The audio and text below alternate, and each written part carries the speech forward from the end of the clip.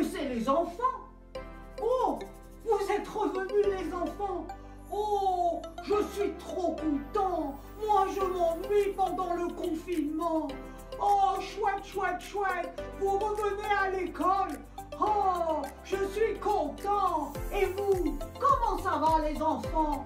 Oh, je vais appeler Emmanuel. Il va être trop content. Emmanuel, Emmanuel. Oui, Akia. Regarde, les enfants sont de retour.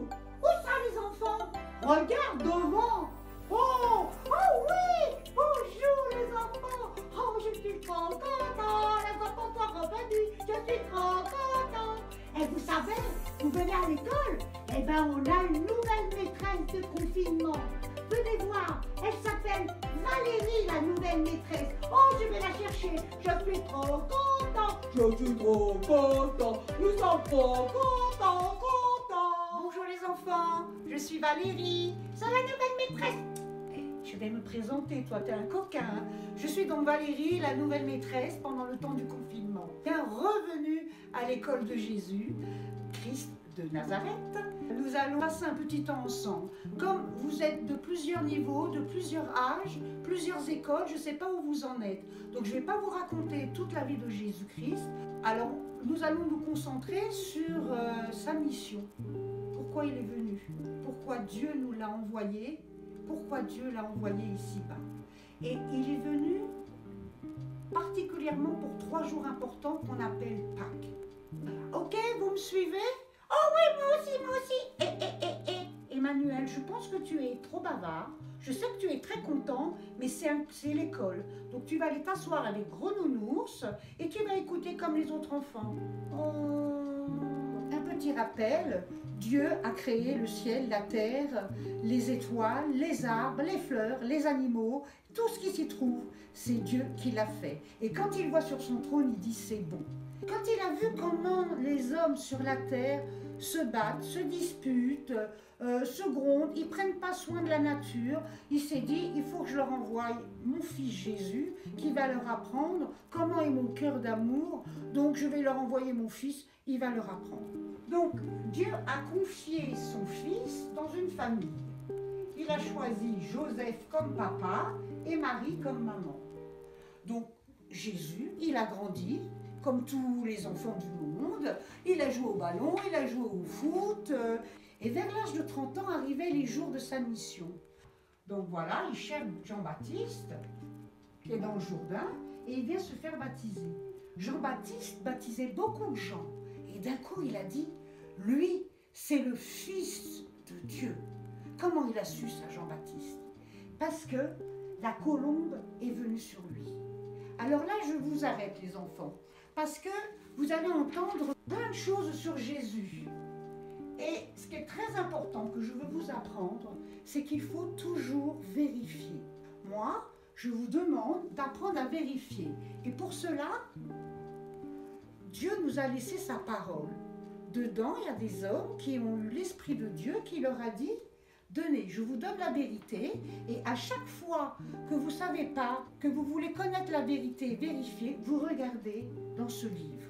C'est le livre de la vérité. » Donc, pour vérifier que Jésus est bien le Fils de Dieu, dans l'Évangile, par exemple, je prends Marc, au moment, ça c'est Jean-Baptiste qui dit, au moment où il sortait de l'eau, il vit le ciel s'ouvrir et l'Esprit descendre sur lui comme une colombe.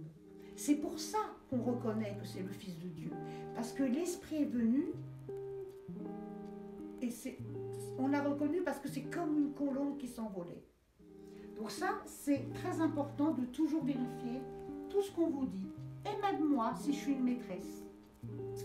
Donc après, justement, maintenant on sait que c'est le Fils de Dieu, que c'est Jésus. Donc Jésus peut commencer à dire pourquoi il est venu.